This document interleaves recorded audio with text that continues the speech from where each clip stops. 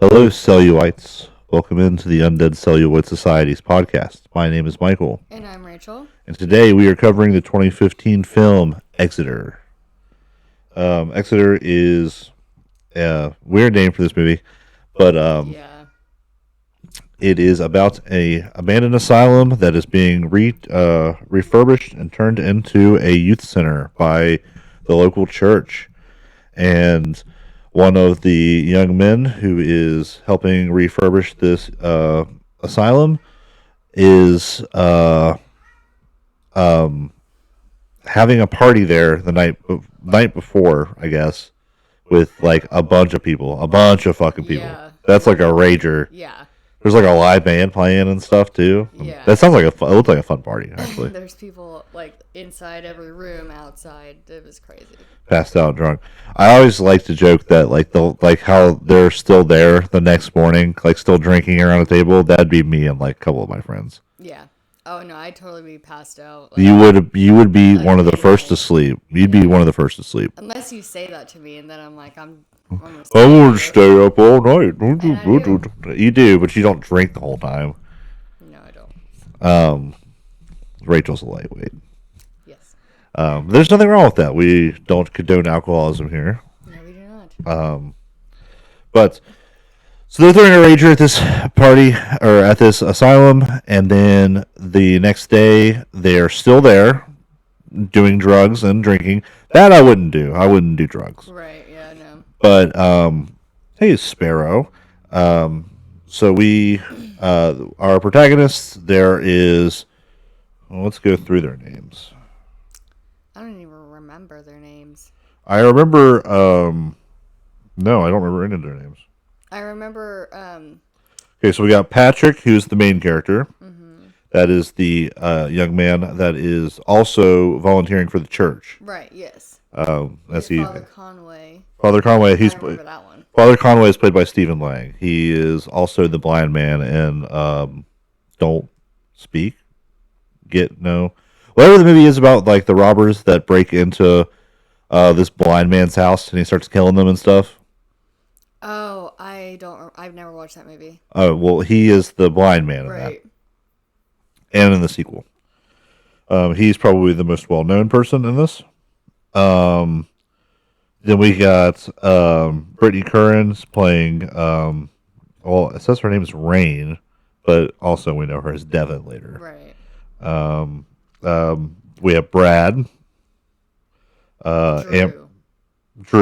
Drew is the druggie. Yes. Amber and Rory. Rory is Rory's Patrick's little brother who shows up. And Knowles. Knowles is the chunky guy. Yeah, the guy with the glasses. Wait, so Drew is the one who Drew is on drugs like the whole time. He's in his underwear the whole time. Yes. Okay. And with a Cheetos stuck to him. Yeah. And who's the other guy? Not Patrick, but his friend. Brad. Brad's the douche. Yeah. Brad is the douchey guy. Yeah. He also makes me laugh a lot, though. Well, he pissed me off because he, talked Patrick into, basically forced Patrick to have this party. No, he didn't. That was Knowles.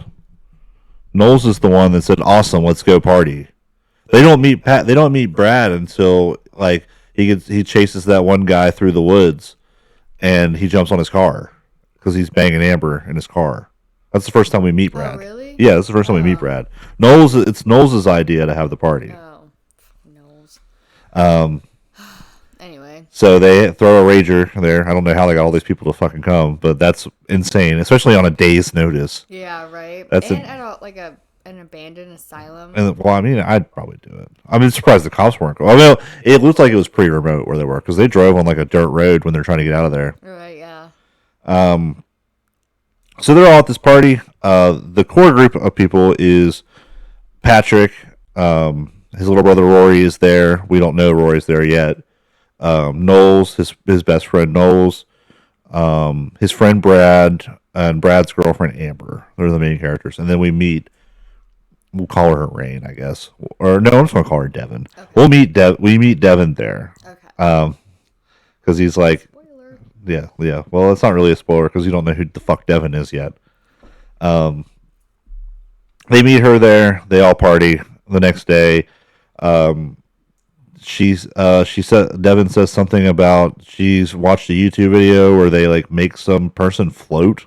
Yeah, the light is a feather, stiff as a board thing. Yes, so they try to make Rory float because Rory is also here, and they do succeed in making him float through this seance.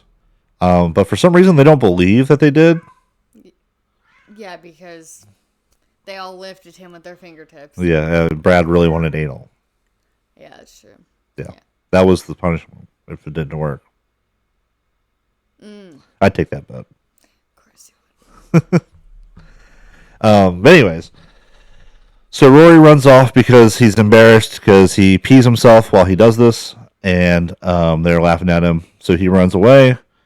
Then later on, he becomes possessed. He's like carving a moon into his head. Yeah. And attacks his brother. He's got like a razor blade, so he's attacking his brother with it.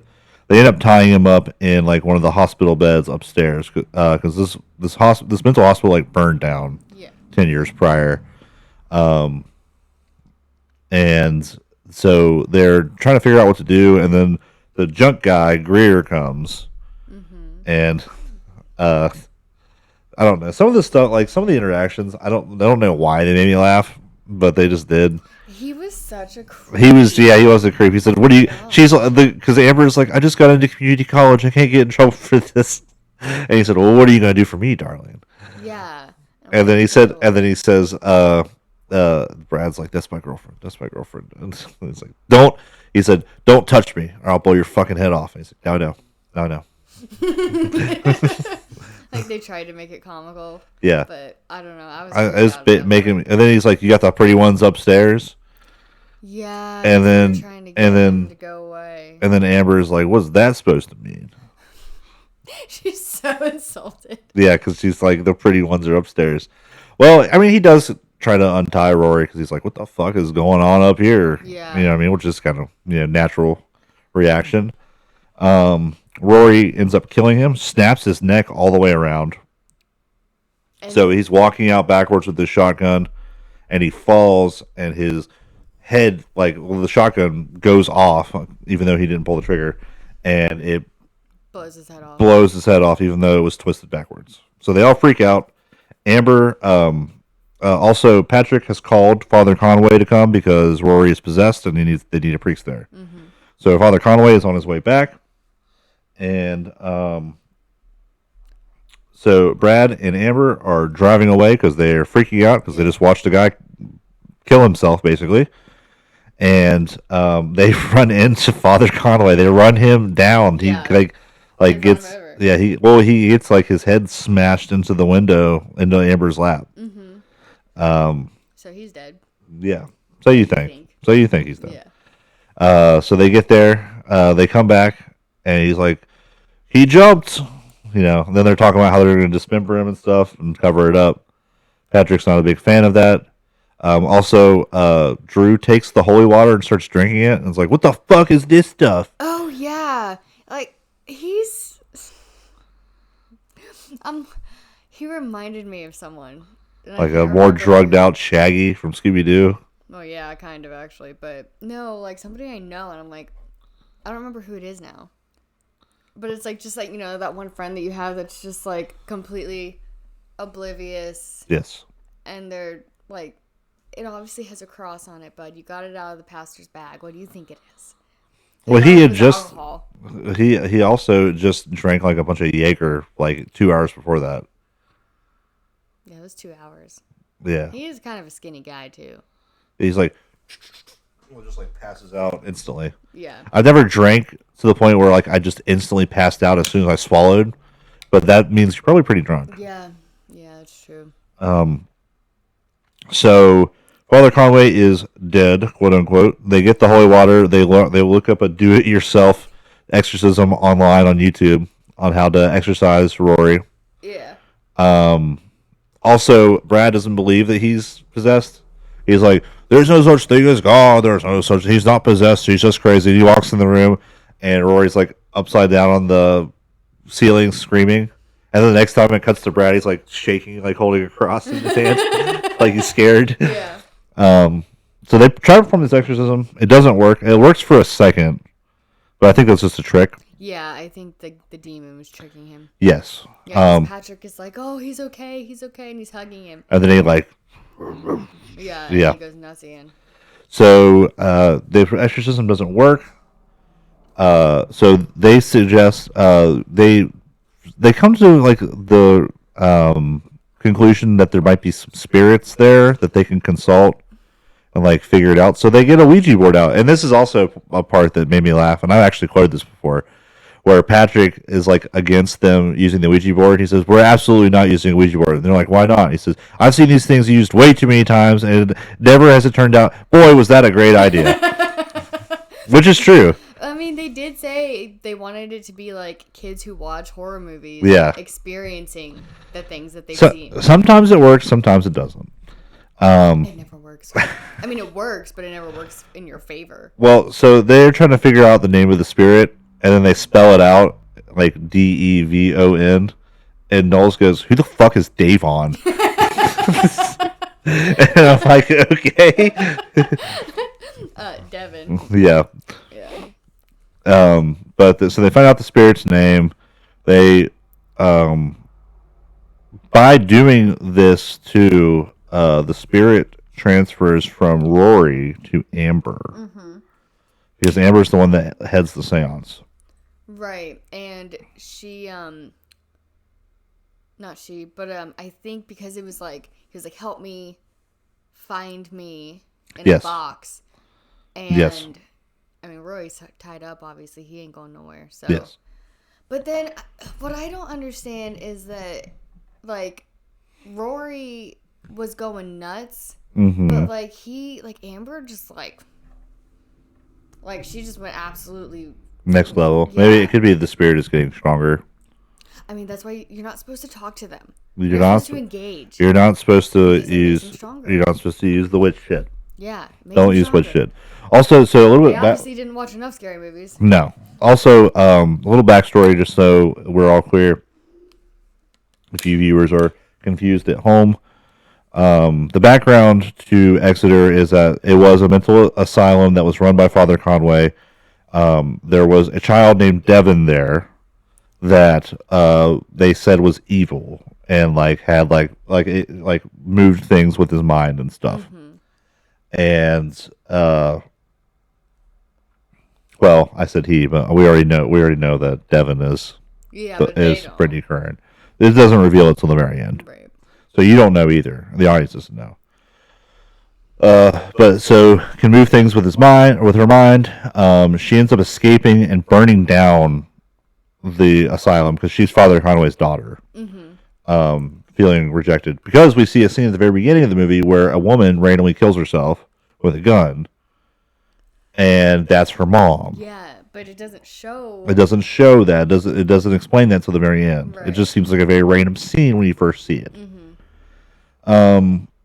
So they, the spirit is sent to Amber. Rory comes back. You get a nice little moment between the brothers, and then we have Amber going insane. Basically, like she's doing weird, walking on all fours, but upside down. And they sprayed her with Lysol or something. Yeah, and some kind of window cleaner. Burning.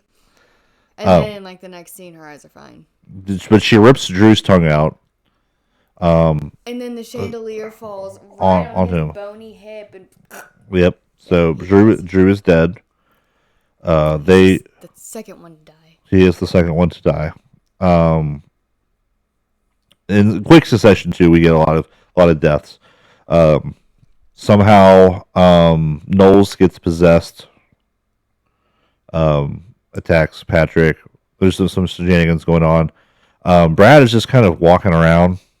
Yeah, he's just pissed off. All I wanted was to get drunk and have a blowjob and then call it a night or something like that. Yeah, and have to deal with this shit. Yeah. He has a pickaxe in his hands. He runs into Father Conway, who scares him, and he turns to run away, trips, falls, and the pickaxe goes through his chest, and he dies. Yeah, and then Father Conway calls him a reckless child. Yeah, it was pretty reckless. Yeah, I mean, it was. You don't run with scissors, you don't run with a pickaxe. So we're under the impression that Father Conway is the bad guy.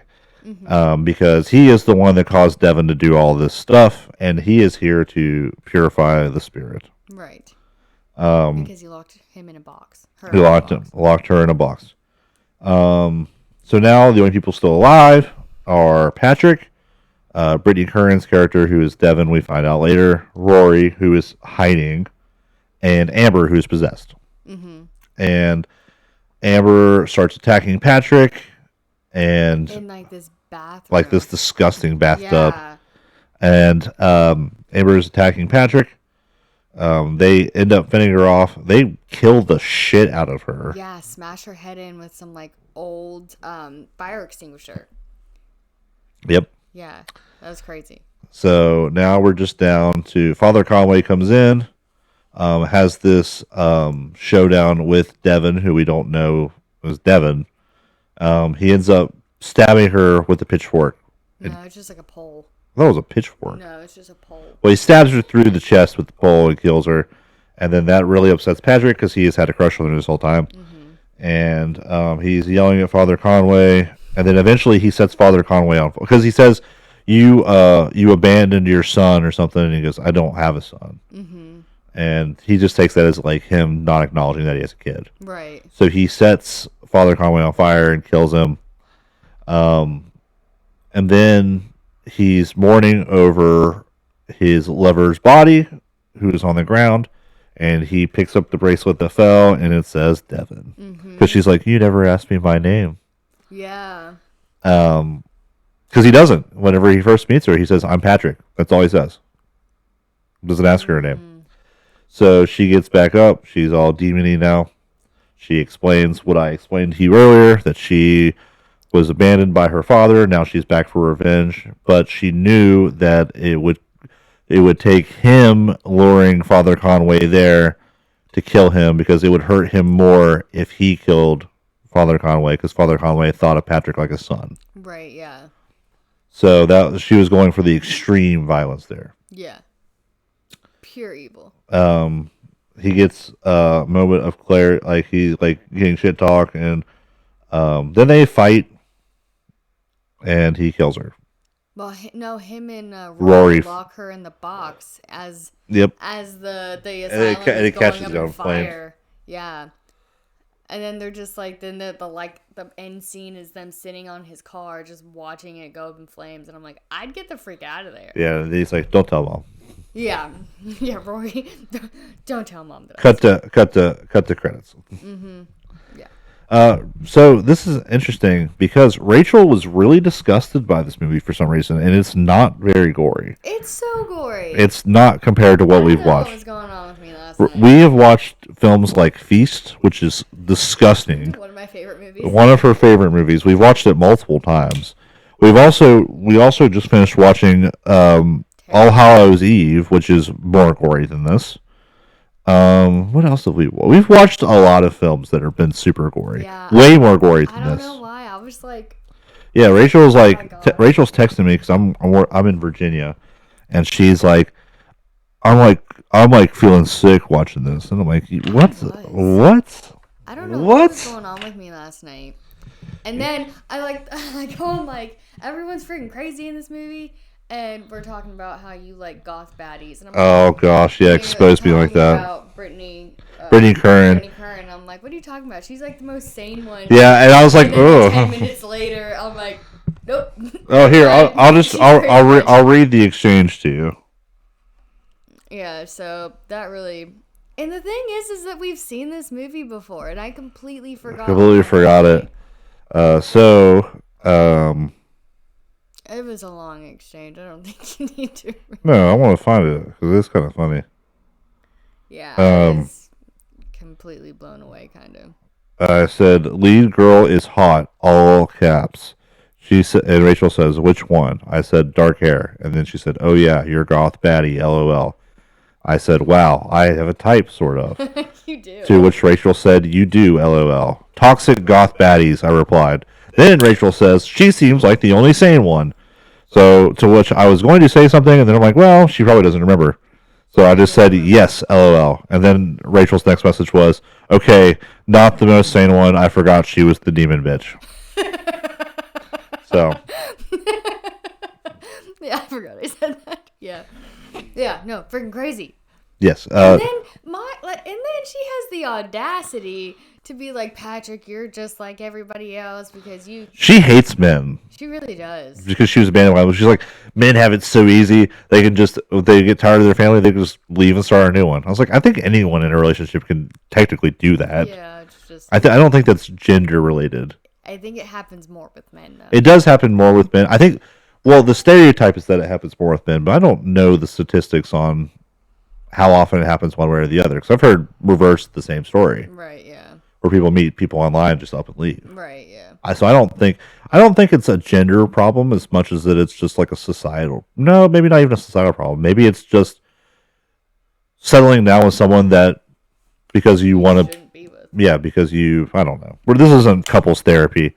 But Rachel, give me some examples of stuff that grossed you out in this movie. So, okay, I need to preface with this. Tell us why you're such a sissy. Hold on, they did so much to save Rory, but the minute someone else got possessed, kill them. They're dead. Their life is forfeit. Like Amber, they didn't even try to save her. Well, she was a lot more violent than Rory. Right, but they couldn't really contain her. I'm just saying. And then the minute that Glasses guy, his best friend, Knowles gets possessed, they take her freaking like a wheat like scythe. A mini scythe, yeah. Yeah, mini scythe, and just whack half his face off, and then poor Knowles, he gets stabbed with a fork. He does get he gets stabbed with a spoon. That little shit stabbed me with a spoon. And then he gets stabbed in the gut by Amber with something else that's like so stupid. Yeah, and then he gets possessed, and then half his face gets freaking chopped off. Yeah, and then he's still coming after that. Yeah. Ew, and then it shows the part where like his face is just laying on like a bench, it's so CG though. His eye opens and starts looking around. It's so CG. It did not look real at all. That was such CG. Anyway. That was so fake. It was like the part where they beat Amber's face in with the extinguisher. Pretty baller. It's literally like squishing. Yes. Yeah. Ugh. Oh, I'm so excited for you to watch Terrifier. Oh gosh, yeah, it's squishing, and then I love the sounds. The tongue. Oh, Drew's tongue. Yeah. I mean that wasn't that bad. You only see it for like a second. Yeah, but then all the blood comes out. Oh shoot, I don't remember what else happens. I mean, those were probably the worst ones. It's just a face, and like it literally like the effects artist, they didn't do it right because they made the whole thing look like a brain. Oh, sorry, it was this way. Well, it was CG. It wasn't an effects artist. Oh well, it all looked like a brain. Yeah, I know. And it should have looked like. Yep. Not like that. Yep, they didn't really do a very good job with anatomy there. Give me some things you liked. Give me some things you disliked, Rach. I liked all the possessing stuff. Like they did a really good job with that. Mm-hmm. I liked the plot twist at the end because, if I'm remembering correctly, the first time we watched it, that one threw me for a loop. This one I kind of remembered. Right. Like I said, she was the most sane one, but like at the same time, I'm like, I definitely think there's something like off about her, right? And because she's the only one finding all the stuff out about Devin. Like she's the only one who's able to find the information. Nobody else is like figuring anything out. Well, she's kind of there, like moving the plot forward and stuff too. Though she does try to leave at the beginning, which is kind of like, what if he would have just let you go? Yeah, that's true, right? But so I do like the plot twist at the end. And then what I didn't like was, like I said, they tried so hard to exercise Rory, then everybody just dies. So you think there's some inconsistency there? I mean, if that was me and those are my friends, I'm killing you. If you're crawling upside down on all fours at me and stab me with forks and stuff, you gotta go. no, I couldn't do it. I don't think. I don't know. I've never been in the situation, but I don't think I could do it. You don't know if you can do what? Kill me? Yeah. I don't know. I don't think I could. Let me start coming at you on all fours. Like, We'll see. Upset. Like, he had no remorse killing his friends, but this girl that he just met. He was thirsty. But come on, that's like she was like you just act and don't even like. She said something about like how you're just like every other man. Well, just like violent and don't even like try to something. She's also been violent this movie though, so I don't know what she's talking about. But like, it's not her friends; it's his friends. You know. Yeah. And she was right. Like she's possessing them. This is true. This is true. But I don't know. That was one thing I didn't like, and then the whole part with the junk man that could have been taken out. That with Greer. Yeah, like that was weird. That was pointless. He literally was in the movie for like 2 minutes. Yeah, he was in a scene at the very, very beginning because he calls Patrick a pencil dick. I forgot about that. Yeah. But yeah, like why'd he have to come back? Like just to show that the demon can kill him? I think he used to be a pro wrestler at some point too. I don't know what affiliation, but he was a pro wrestler. Oh, well, it was just random. Padding to fill the movie. Yeah, a filler. Which we love that. I've seen worse filler. We have seen worse filler. We've seen worse movies. We have seen worse movies. I don't think this is a bad movie though. No. I feel like the title. I don't agree. It's the name of the sanatorium before it got remodeled, or before it's getting remodeled. Oh really? It was called the Exeter Asylum or something like that. Oh, okay. I missed that part. That was like Byzantium. The only correlation to Byzantium was the name of the hotel that they stayed in. Yeah, but they like barely stayed there. The thing with this one, at least, it all takes place there. Yeah, that's yeah, but like the whole movie is there. There is no other set. Yeah, no. They don't go anywhere else besides this asylum. Right. Yeah. You do see like you do see a trailer park at the very beginning. That's where Patrick picks Knowles up. Right. Yeah. But other than that, it's all at the asylum. Yeah. Good for them with the set like that. I mean, usually sets like that can get kind of boring if it's just in one. It's really challenging to make a film interesting if it doesn't change the setting at all. Right, but I mean, it's such a big building. It is huge. You can yes. use so many different rooms. But really, it all kind of looks the same. It's all burnt down, like abandoned and stuff. But it does. I mean, they did a good job with it, I thought. Yeah, no, I agree. But yeah, I mean, that was really, there wasn't a lot that I didn't like. Which, you know me, that's normally I have a. You got some quirks of stuff you don't like. Yeah. Well, you did watch this movie with you like this. I don't know what was going on with me last night. Okay, I don't know. It was okay. I was in a vulnerable state. Yeah, it must have been. Must have been. What about you? What did you like and not like? I liked a lot. I think the acting was better than a lot of things we've watched. The story is a little confusing to follow at first, but on a second rewatch, it makes more sense. Mm-hmm. I wish they would have explained more about like what the fuck is Devin? Like, is she like some like telepathic bitch that they say she becomes something else, but I didn't really understand. I feel like she just like her powers are like kind of all over the fucking place. Yeah. And she's possessing people, but she's also there, which is like. I think they said she was like the spawn of the devil or something.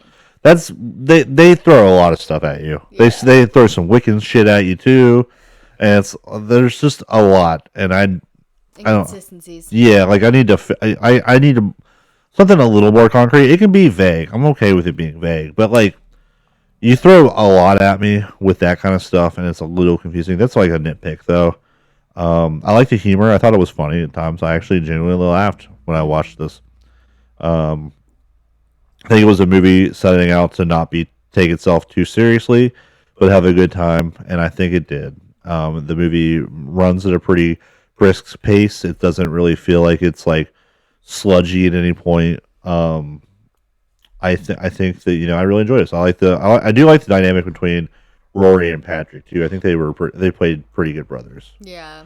Like not really like tolerating your brother, but then like it's like they love each other. Yeah. And I think I like the dynamic of like, so Patrick's the older brother, he works with the church. Yep. And he's got friends that are, bad influences on him, but like, he's like the good brother. And then you have Roy, who's this little kid who's just a little shit. He's a troublemaker, but he's trying to do it for attention. Yeah. And because apparently their parents got divorced. Their dad abandoned them. Oh, so they're just like, he says that. Remember when they're on that spinny thingy on the playground. When him and Brittany Curran are on that playground. oh yeah. He says that my dad left us for a stripper or something. Yeah, so Rory could have ended up just like her. I think that's, or not Rory, but Patrick. I think Rory could have ended up just like her because she acted out for attention, and she was trying to get her dad's attention. Right. Maybe that's why they didn't try to kill Rory, is because she is trying to help Patrick kill the other friends, but she doesn't do it to Rory. Because she feels like some sort of like connection. But if you think about it, her and Patrick, right? We are dissecting this movie way deeper than what the director intended. Like, it just came to me. Okay, so like, Father Conway abandoned her and her mom, right? Yes. And not to make this about gender, but she's a female. Yes. Father Conway took Patrick in. Yes. He's a male. And so it's just like polar opposite, all like connecting to Father Conway and how he treated each one of them and what she could have been if Father Conway hadn't have abandoned her. Yep, that's a good way of looking at it. Yeah. But yeah, you're right. That's probably way too deep for what this was. The director, Marcus Nispel, also directed the remake, Texas Chainsaw Massacre in 2003, with Jessica Biel. Never seen it. I don't think I've seen any of them. They're okay. Actually, no, I did see the first one, I think, a long time ago. The 70s? Yeah. Texas Chainsaw Massacre? It's pretty good. Yeah. I think I did see the one. But, I digress. I enjoyed this movie. I enjoyed it a lot. We can go ahead and rate it. I'll go first. Production-wise, I couldn't find a budget, but for what it looked, it didn't have that big of a budget. Mm-mm. This is Stephen Lang prior to getting being in the Don't Breathe movie the next year. He's been in some other stuff too, but that's what he's most well known for. I like everything about it. I'm gonna give it a 4 out of 5. 4 out of 5. Okay. I did like it. Granted, it wasn't like a Marty Jenkins and the Vampire Bitches kind of movie, so that's already got some points with me. You liked Marty Jenkins and the Vampire Bitches, but normally I don't. Is what I mean. Okay, well you can't use that as an example if you liked it. I don't remember any of the other ones. 4 Mills versus Zombies. I didn't watch that one. You watched 5 minutes of it. 5 minutes of it. Okay, so yeah, it was better than that one, obviously. Well, you don't know. You only watched 5 minutes. I know. Okay. I definitely know. It, like you said, it didn't really drag at all. It kept a good, decent pace, and it kept me interested. And I do like the aspect of, if, people who watch scary movies, like, if they were to experience it, like me and you experiencing something like this, and it's like, what the heck do you do? You've seen all these movies, but, like, what do you do? And the acting was good. The set was great. Mm-hmm. They did really good with that. CGI was not, it wasn't bad, but it wasn't great. But like low budget, what do you expect? So I'm gonna give it I'm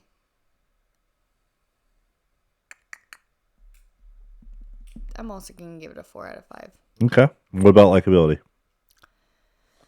Likability. I mean, I've said what I liked about it. You don't have to repeat that. You can just give us the number if you want. Yeah. Trying to think if I have anything to add, though. I'm going to give it another 4 out of 5. Okay. So, for an 8 out of 10. Ooh, 8 out of 10 I've for got Rachel. a really big rating for me. 8 out of 10 for Rachel. Usually she doesn't go that high unless she's drunk. We're watching Totally Killer. Yeah. Well, you were drunk when you watched that. I was. Anyways, so for me, I think it's pretty obvious that I liked it, enjoyed it a lot. I've watched it several times though before. It's one that has stuck with me through the years. So I too am going to give it a 4 out of 5.